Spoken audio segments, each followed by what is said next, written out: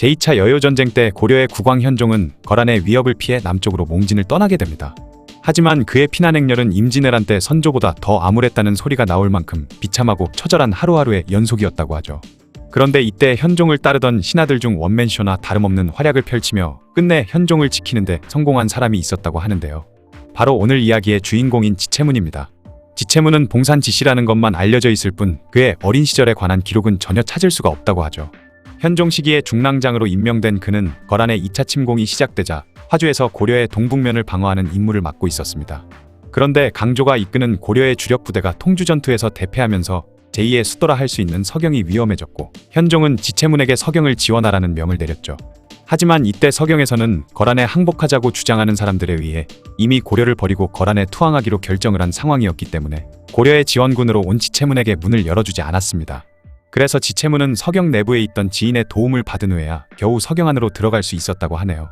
지체문은 어떻게든 서경의 사람들을 설득시켜 거란과 맞서보려 했지만 그의 말에 귀를 기울이는 사람이 거의 없었다고 하죠.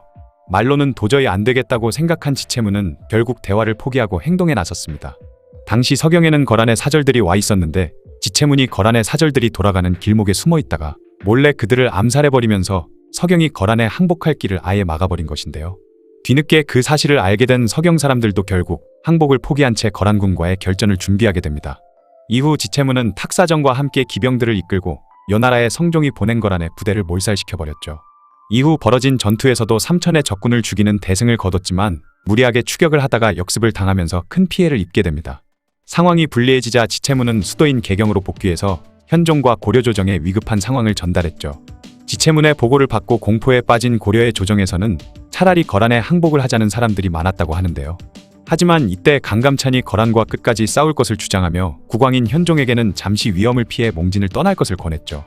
그런데 현종은 지난날 이원과 최창이라는 인물이 자신을 호위하겠다고 나섰다가 도망가버린 일 때문에 과연 누가 자신을 지켜줄 수 있을까 하는 불안에 빠져 있었습니다.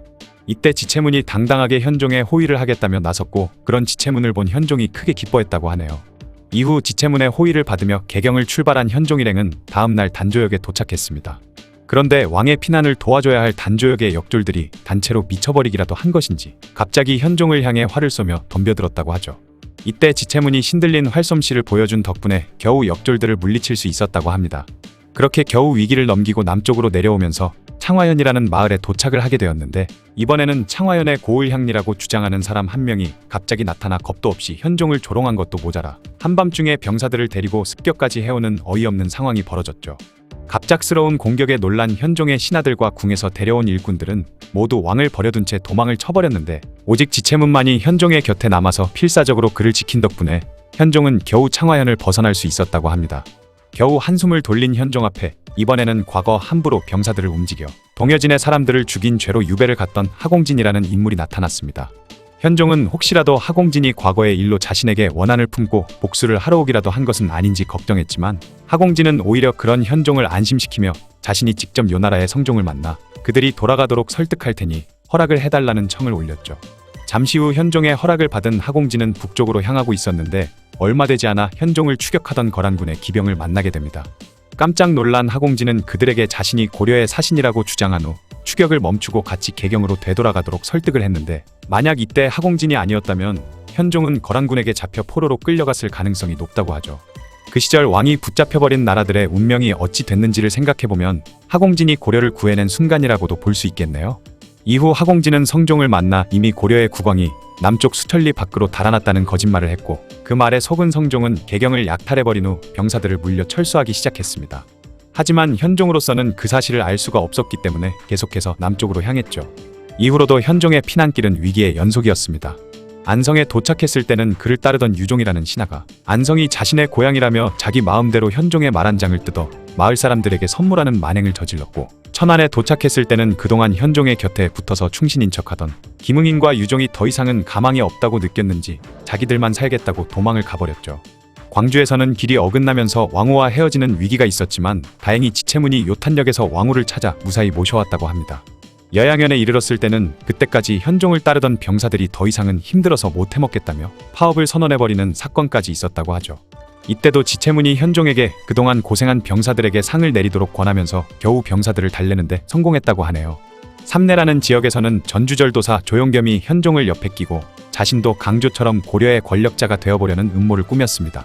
이때 지체문은 조용겸이 현종을 만나지 못하도록 현종이 머무는 정각의 문을 굳게 지키다가 조용겸의 부하들 중 한 명을 설득해 그들이 더 이상 조용겸을 따르지 않도록 만들었죠. 그렇게 현종은 이번에도 지체문 덕분에 위기를 넘기며 전주를 빠져나왔습니다.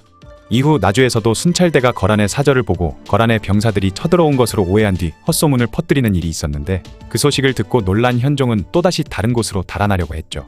하지만 이때 지체문이 현종을 진정시킨 후에 직접 정찰을 나가 그들이 거란의 군대가 아니라 사신임을 확인했다고 하네요. 마침내 거란이 물러났다는 소식이 현종의 귀에까지 들어가면서 현종은 개경으로 돌아가는 길에 공주에 들러서 지체문에게 상을 내렸는데 이때 현종이 지체문에게 내린 글의 내용을 보면 짐이 도적을 피하려고 급히 먼 길을 떠났는데 나를 따르던 신하들 중 도중에 도망가지 않은 자가 아무도 없었다. 그런데 오직 채문만이 추운 바람과 눈을 맞아가며 때로는 산을 넘고 물을 건너 내 말고삐를 직접 잡아가며 나를 호위한 끝에 끝내 지켜내는데 성공했으니 어찌 내가 그에게 보답하는 것을 아까워하겠는가? 라고 써져 있었다고 하니 피난길에 그가 현종을 위해 얼마나 많은 공을 세웠는지 짐작할 수 있죠. 1016년 우상시로 임명된 지체문은 1026년에는 상서후보교로 승진했고 죽은 후에는 현종을 호위한 공을 인정받아 1등 공신으로 추증되었다고 합니다.